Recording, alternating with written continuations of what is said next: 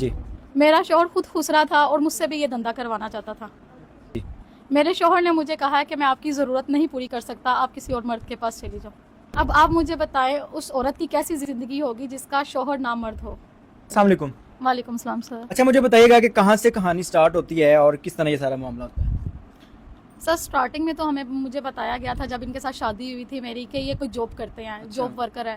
लेकिन आहिस्ता आहिस्ता जब मेरे बच्चे हुए, 3 बच्चे हैं माशाल्लाह से मेरे। 3 बच्चे भी पैदा किए इस शख्स ने? जी सर। अच्छा। सर हम औरतों ने, माशरे ने यही सिखाया है कि सब्र, हम लोग सब्र करती रहती हैं कि शायद हमारा घर टूटने से बच जाए। ये करते करते हम अपनी एक उम्र का, एक जिंदगी का एक हिस्सा अपने शोहर को दे देते हैं कि शायद आज नहीं तो कल ये सुधर जाए। जब आपकी शादी हुई तो आपको क्या बताया गया जो शख्स है ये जॉब करता है? जी सर, जॉब का बताया गया था। किस चीज़ की जॉब का बताया गया था? सर बस ऐसे बताया था कि उन्होंने ऑफिस वर्क कोई करते हैं तो ये मतलब कि घर चला लेंगे, ठीक यानी कि है। घर अच्छे तरीके से चला सकता है, अपनी बीवी को, अपने बच्चों को अच्छे तरीके से पाल सकता है। जी सर, ऐसे ही बताया गया था। लेकिन कब पता चला कि ये शख्स है ये इस तरह अपना गेटअप करके ये शहरों पर भीख वगैरह में? सर ये ना जब घर में लेट नाइट आते थे तो इनकी कुछ हरकतें, कोई इनके एक्स्ट्रा मतलब कि घर में जैसे ये बात करने का अंदाज, हाथों को हिलाने का अंदाज, जब मैंने इनसे बात करने की कोशिश करनी तो इन्होंने हाथों के साथ ऐसे झटक देना या बोल देना जैसे ये अक्सर आपने देखा है। हाँ जी, ख्वाजा सवाल करते हैं। तो मैंने इनसे एक दफ़ा सवाल किया तो मुझे कहते नहीं, हंसने लगे, नहीं मैं जॉब करता हूँ, आपको ऐसे मुझ पे शक हुआ है।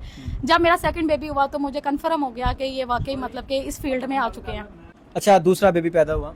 मेरा सेकंड बेबी जब हुआ तो फिर मुझे इन पे कंफर्म होने लग गया कि ये वाकई ये भीग यानी कि वो उसके अंदर वही सार्ज वगैरह जो नजर आने लगे गए। हाँ जी जी सर। फिर मैंने एक दफ़ा ऐसे ही बच्चों के साथ जा रही थी शॉपिंग करने तो रास्ते में देखा ये ट्रैफिक सिग्नल पे खड़े हुए थे कि ऐसे ख्वाजा सारा बने हुए थे और भीख मांग रहे थे। वही शख्स है जो कि आपके बच्चों का बाप है, वही शख्स जो आपका शौहर है जिसके साथ आपकी शादी है, वो शख्स इशारे पर खड़ा होकर भीख मांग रहा था? जी जी सर जी। अच्छा। बिल्कुल। तो सर जब वो घर आए तो मैंने उनसे पूछा, वो खैर माने नहीं, लेकिन उन्होंने कहा कि नहीं मैं नहीं, शायद तुमने किसी और को देखा है। ऐसे करते करते सर मेरा काफ़ी टाइम इनके साथ गुजर गया, 4 साल गुजर गए। फिर मेरा 4 साल के अंदर आपको आपकी इंडिविजुअली लाइफ में कभी महसूस नहीं हुआ कि ये शख्स इस तरह का है या इसके अंदर कोई इस तरह का मसला है? सर बहुत दफ़ा महसूस हुआ, लेकिन हम औरतें अपनी ज़िंदगी का गुजर बसर करने के लिए अक्सर ये फील नहीं करवाते मर्दों को, नहीं हम लोगों को ये पता चला नहीं चला। हम लोग ज़िंदगी गुजारते रहते हैं कि कोई हमें ये उंगली ना उठा दे कि औरत ही है जो घर बसाती है, ये मर्द नहीं है। चलो वो घर का पूरा निज़ाम चला रहे हैं तो चलो ठीक है, चल रहा है।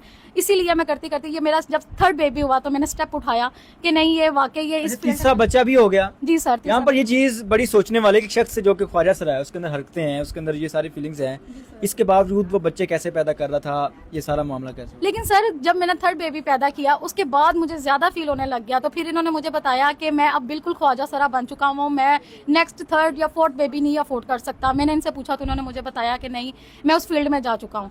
यानी कि 3 बच्चे पैदा करने के बाद आपका जो शौहर है जो कि आपका घर चला रहा था, आपके बच्चों का बाप है, उसने आपको बताया जी अब मैं मुकम्मल तौर पर ख्वाजा सरा बन चुका हूँ? जी सर बिल्कुल ऐसे। कैसे